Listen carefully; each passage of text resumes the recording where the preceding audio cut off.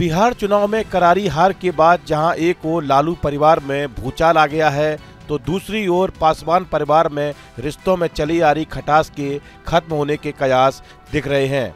चाचा पशुपति पारस और चिराग पासवान में लंबे समय से चला आ रहा आपसी विवाद खत्म हो सकता है और इसकी एक झलक भी दिखाई दी है।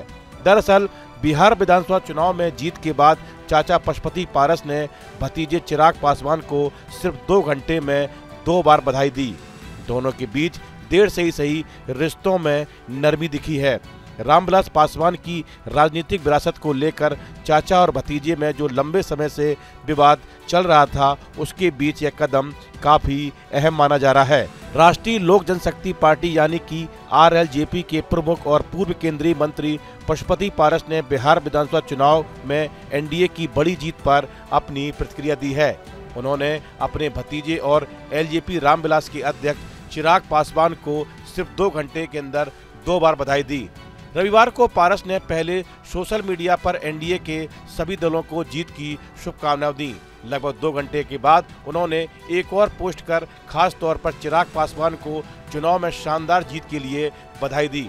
रविवार दोपहर 2 बजे पारस ने ट्वीट कर लिखा कि बिहार चुनाव में NDA को मिले भारी बहुमत के लिए सभी सहयोगी दलों को मेरी बधाई।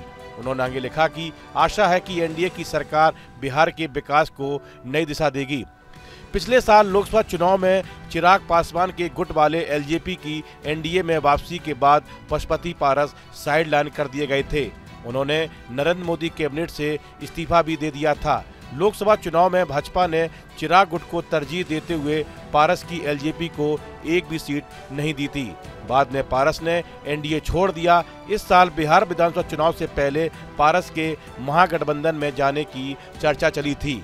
इस बारे में तेजस्वी यादव समेत महागठबंधन के अन्य नेताओं से उनकी पार्टी की बात भी हुई थी, मगर सीटों पर बात नहीं बनने की वजह से पारस ने अकेले ही चुनाव लड़ने का ऐलान किया। LJP ने कुछ सीटों पर अपने प्रत्याशी भी उतारे थे। पशुपति पारस ने अपने बेटे यशराज को खगड़िया जिले की अलौली विधानसभा सीट से भी चुनाव लड़ाया। हालांकि सभी को करारी हार मिली।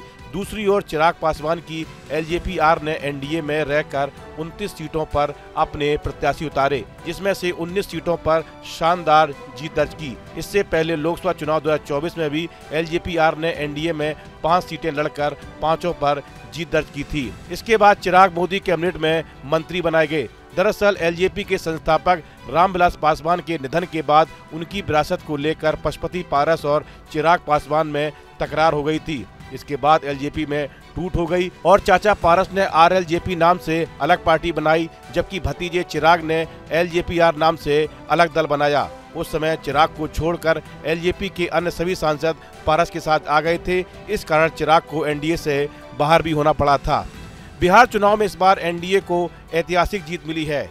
नीतीश मोदी की सुनामी में महागठबंधन को करारी हार का सामना करना पड़ा। NDA को जहां 2 से 2 सीटें मिली, तो वहीं RJD और कांग्रेस की अगुवाई वाला महागठबंधन महज 35 सीटें ही जीत पाया। इस वीडियो में फिलहाल इतना ही। आप बने रहिए न्यूज नेशन के डिजिटल प्लेटफॉर्म के साथ, जहां भक्ति है हर शब्द में, कथाओं में छुपे हैं दिव्य रहस्य और ज्योतिष देता है जीवन को दिशा। धर्म से जुड़ी हर बातों को जानने के लिए हमारे चैनल स्तुति को सब्सक्राइब करें। चैनल पर जाने के लिए इस लिंक पर क्लिक करें।